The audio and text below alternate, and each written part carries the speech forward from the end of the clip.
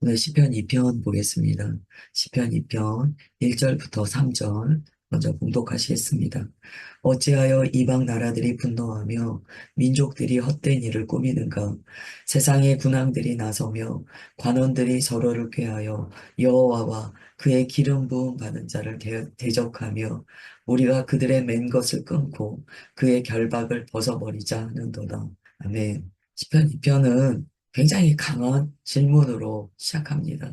어찌하여? 라고 되어 있어요. 이건 우리가 일반적으로 이야기할 때 이런 뉘앙스를 갖습니다. 어떻게 그럴 수 있습니까? 뭐 이럴 때 어떻게 좀 이런 뉘앙스를 가져요. 어찌하여는 그냥 궁금해서 질문한다라는 것이 아니고요.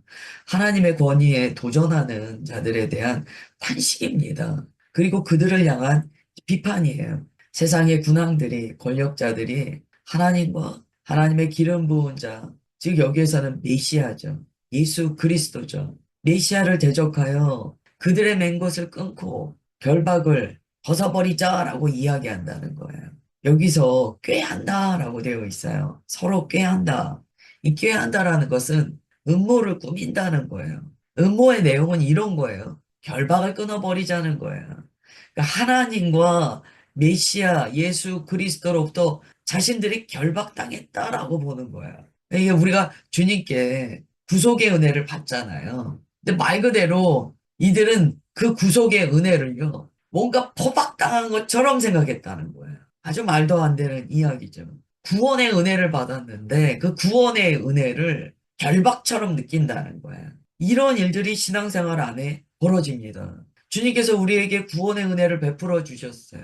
그런데 이렇게 얘기하는 거예요. 아, 하나님이 나를 왜 이렇게 자꾸 옥죄는 거야? 왜 나를 이렇게 자유롭지 못하게 하는 거야? 이렇게 생각한다는 거예요. 하나님이 나를 마치 이렇게 꽁꽁 묶어놓고 아무것도 못하게 나를 막 억제하는 것처럼 느껴지는 순간이 있거든요. 이것이 지금 온전한 마음이 아니라는 거죠. 이 세상의 관원들, 구당들이요, 권력자들이요, 그렇게 얘기한다는 거예요. 아니, 왜 하나님이 이 세상을 이렇게 불편하게 만들어? 우리가 주인이 되어서 살아야지. 라고 하면서 마치 결박당한 것처럼 이야기한다는 거예요. 사람을 결박하는 것은요, 마귀입니다. 마귀가 죄와 사망의 권세로 사람을 결박했어요.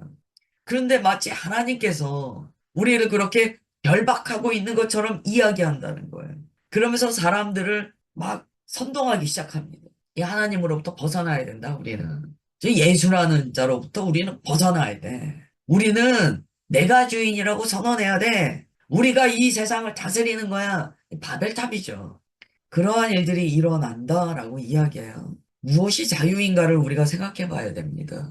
뭐가 정말 참된 자유인가? 사람이요, 이런 미혹에 빠져서 자기 멋대로, 자기 마음대로 내가 주인이 되면 그거는 멸망이에요.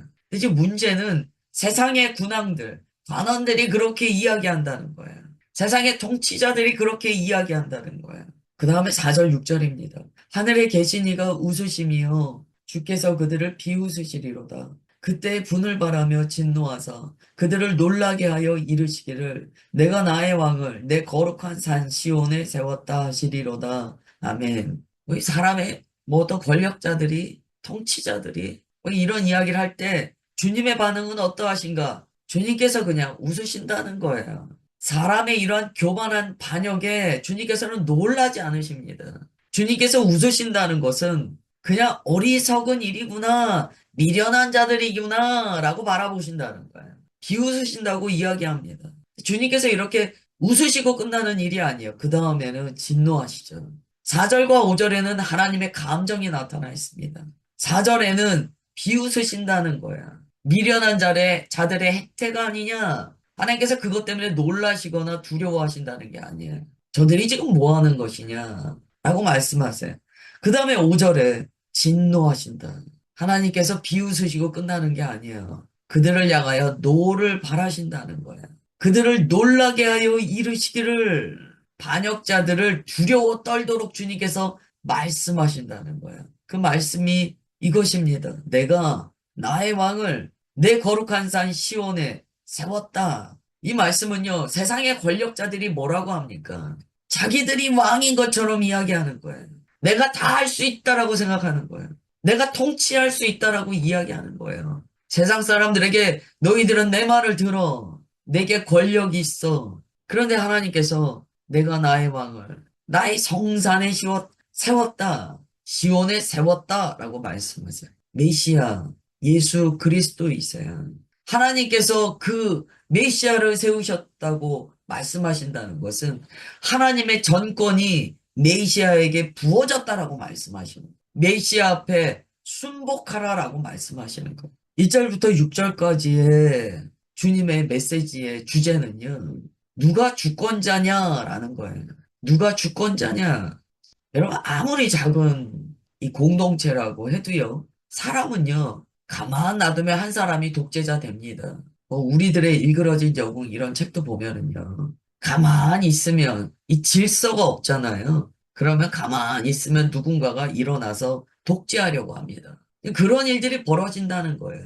세상의 군왕들이 마치 자기들이 잘나서 그 자리에 있는 것처럼 하나님을 배반하고 자신들이 왕이 되려고 한다는 거야. 마귀가 한 일이잖아요. 내가 하나님보다 높아지리라. 내가 경배받으리라. 나를 예배하라. 이게 사단이잖아요. 거기에 사로잡힌 자들이요 얘기하는 거예요. 내게 엎드려라. 내 말을 들어라. 나를 경배해라. 7절부터 9절입니다. 내가 여호와의 명령을 전하노라. 여호와께서 내게 이르시되 너는 내 아들이라. 오늘 내가 너를 낳았도다. 내게 구하라. 내가 이방 나라를 내 유업으로 주리니 내 소유가 땅끝까지 이르리로다. 내가 철장으로 그들을 깨뜨리며 질그릇같이 부수리라 하시도다. 아멘. 이제 시편의 이 편의 화자가 바뀝니다. 이제 왕이신 예수 그리스도, 우리의 영원하신 메시아께서 하나님 아버지의 말씀을 선언하기 시작합니다. 너는 내 아들이라 오늘 내가 너를 낳았도다. 이것은 하나님의 선언이세요. 메시아께서 그리스도께서 하나님의 명령을 전하고 계신 거예요. 하나님께서 이렇게 명령하셨다. 너는 내 아들이라. 오늘 내가 너를 낳았다. 이거 신약에도 나오잖아요. 예수님께서 성육신하여 이 땅에 오셨을 때 요한에게 세례를 받으시고 하늘로부터 하나님의 선언이 나타나잖아요. 너는 내 아들이라. 내 사랑하는 아들이라. 이것보다 확실한 그리스도 되심의 증거가 어디 있겠습니까? 어디 있겠습니까? 하나님께서 너는 내 아들이라. 내가 너를 낳았다. 라고 말씀하신다는 것. 이건 바로 하나님 아버지의 전권을 부여받은 그리스도 되심에 대한 선언입니다. 하나님께서는 그리스도 예수께 이렇게 명령하셨다고 기록됩니다. 나에게 구하여라. 내가 이방 나라를 유업으로 너에게 줄 것이다. 너의 소유가 땅끝까지 이를 것이다. 이거 창세기의 말씀과 연결됩니다. 주님께서 사람을 지으시고 말씀하셨어요. 다스리고 정복하라고 말씀하셨어요. 통치하라고 말씀하셨어요. 사람을 하나님께서는 아들로 지으셨다는 거예요. 예수님께 말씀하셨어요. 그리고 철장으로 그들을 깨뜨리며 질그릇같이 부수리라 라고 선언하세요. 이 철장은 이제 쇠 지팡이에요. 고대 운동에서 이거는 왕권의 상징입니다. 왕의 권세로서 모든 교만하며 대적하는 것들을 깨뜨리고 질그릇처럼 다 부숴버린다는 거예요. 사람의 본질이 질그릇이잖아요. 사람이 질그릇입니다. 흙으로 만들어졌어요. 아담아, 이 흙으로 만들어졌어요. 그게 아담이에요. 아담은요, 하나님의 숨결이 없으면 그냥 아담아일 뿐이에요. 흙이에요. 질그릇일 뿐이에요. 신약에서는 말씀합니다. 질그릇이 생명이 될 수 있는 이유는 보배를 담았기 때문이에요. 예수 그리스도께서 질그릇 안에 담겼기 때문이에요. 주님께서 말씀하시는 거예요. 질그릇같이 다 부서질 것이다. 예수 그리스도를 보배로 담지 않은 아담아, 흙일 뿐인 그러한 존재들은 다 부서진다는 거예요. 누가 너의 왕이냐? 너의 주권은 누구에게 있느냐? 왕 대신 예수 그리스도께 너를 다스리는 주권이 있다라고 인정하지 않고 예수 그리스도를 왕으로 섬기지 않는 너희들은 질그릇같이 다 부서질 것이다. 라고 말씀하세요. 지금 1편과 2편이 이제 하나의 시다라고 이제 어제 말씀드렸는데요. 1편과 어조가 좀 다르죠. 훨씬 더 강하죠. 권세가 있으며 더 기계가 느껴지는 그런 어조입니다. 10절과 12절이에요. 그런즉 군왕들아 너희는 지혜를 얻으며 세상의 재판관들아 너희는 교훈을 받을지어다. 여호와를 경외함으로 섬기고 떨며 즐거워할지어다. 그의 아들에게 입맞추라. 그렇지 아니하면 진노하심으로 너희가 길에서 망하리니 그의 진노가 급하심이라. 여호와께 피하는 모든 사람은 다 복이 있도다. 아멘. 시편 1편에서도 복 있는 자에 대해서 말씀하셨습니다. 시편 1편에서의 복 있는 자는 악인들의 꾀를 따르지 않고 죄인들의 길에 서지 않고 오만한 자들의 자리에 앉지 않으므로 자기 자신을 구별하는 자들이었어요. 세상의 것을 거절하는 자들이었어요. 오직 하나님의 말씀을 사랑해서 하나님의 말씀을 떠나지 않는 자들이었어요. 이런 자들이 복 있는 자들이었어요. 이런 자들이 의인이었어요. 이들은 오직 하나님의 말씀의 길로만 갑니다. 하나님께서 저들을 인정하신다 라고 말씀하셨어요. 그게 1편이에요. 2편에서 지금 누가 복 있는 자라고 말씀하시냐면 메시아 예수 그리스도께 입맞추는 자들이 복이 있다. 하나님께 피하는 자들이 복이 있다 라고 말씀합니다.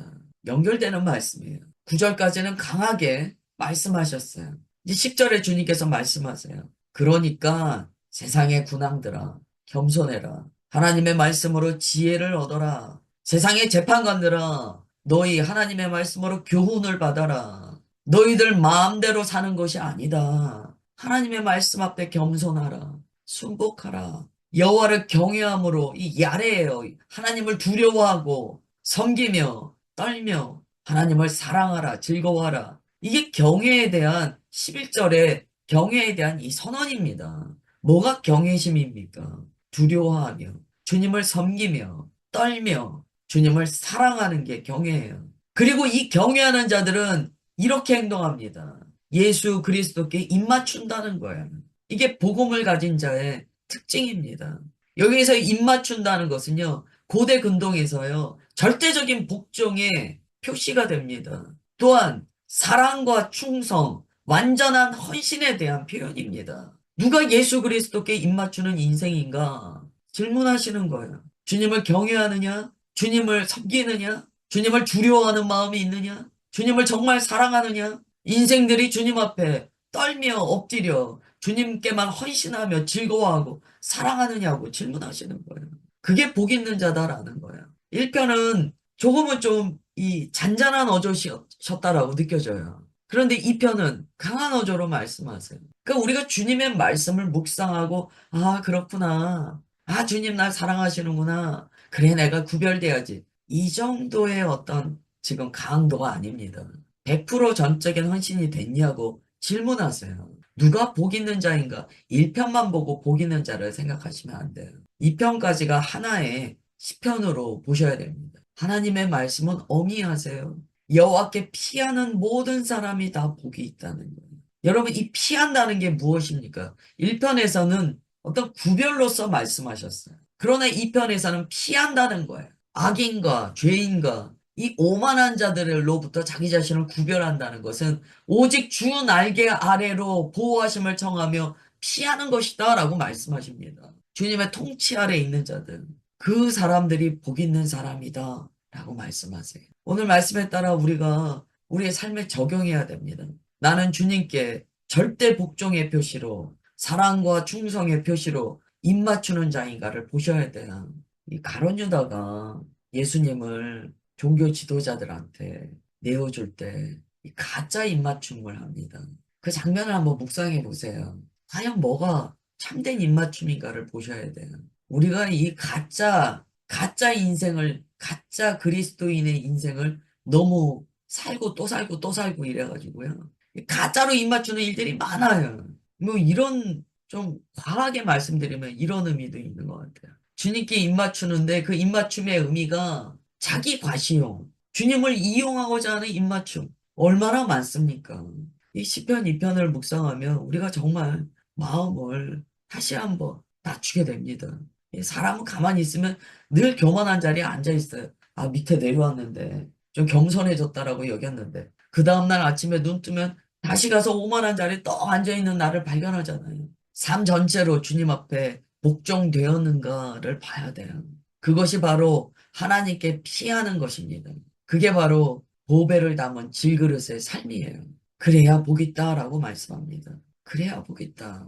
예수님께서 나의 왕이시라면, 그렇게 믿는다면, 우리는 왕 앞에 복종되어야 합니다. 주님의 말씀 앞에 복종되어야 합니다.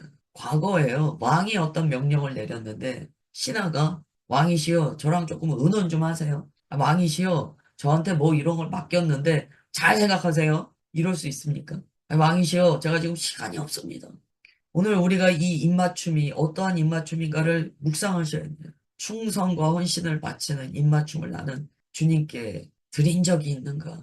묵상하셔야 돼요. 나는 지금 누구의 통치 아래 있는가? 내가 나를 통치하고 있지 않은가? 시편 2편에서는 그게 결국 진노의 길이라고 말씀해요. 내가 나를 통치하는 거. 내가 바벨탑 쌓고 하나님이 왜 나를 결박하시냐? 하나님이 왜 나를 억압하시냐? 왜 자꾸 나를 제한하시냐? 나는 내 마음대로 살 권리가 있다. 이게 진노 아래 있는 자들의 특징이라고 말씀하세요. 오늘 잘 묵상하시길 축복합니다. 오늘 여기까지 보겠습니다. 기도하겠습니다. 하나님 아버지, 주님의 말씀, 오늘도 두렵고 떨림으로, 즐거워함으로, 사랑함으로, 경외함으로 받습니다. 주님께서 시편에 서시와 같은 1편, 2편을 통하여 복이 든 자를 가르쳐 주심으로 문을 여셨습니다. 주님 시편 전체가 주님의 성소에 들어가는 말씀인 것을 믿습니다. 주님의 성전의 문을 통과하며 시편 1편과 2절을 마음에 새깁니다. 나는 과연 복 있는 자인가? 나는 스스로를 구별하여 악인과 죄인과 오만한 자의 그 길을 거절하는 자인가? 나는 오직 주님께만 입맞춤으로 주님께 충성하고 주님께만 헌신하는 자인가? 주의 말씀으로 우리 자신을 비추어 봅니다. 주님, 우리의 연약함을 긍휼히 여겨 주옵소서. 이 시간 주의 말씀으로 우리의 심령의 결을 새롭게 하여 주옵소서. 오직 주님 말씀 앞에 순복되어지게 하옵소서. 그러함으로 오직 주님께 피하는 복 있는 자의 삶으로 나아가게 하옵소서. 이 시간 함께 예배드린 주의 자녀들 한 사람 한 사람 주님 안수하여 주시고 기름 부어 주옵소서. 주님의 놀라운 은혜가 우리를 이 시간 주님의 권세와 권능 아래 온전케 하여 주시는 것 믿습니다. 감사드리오며 사랑하는 주 예수 그리스도의 이름으로 기도드리옵나이다. 아멘.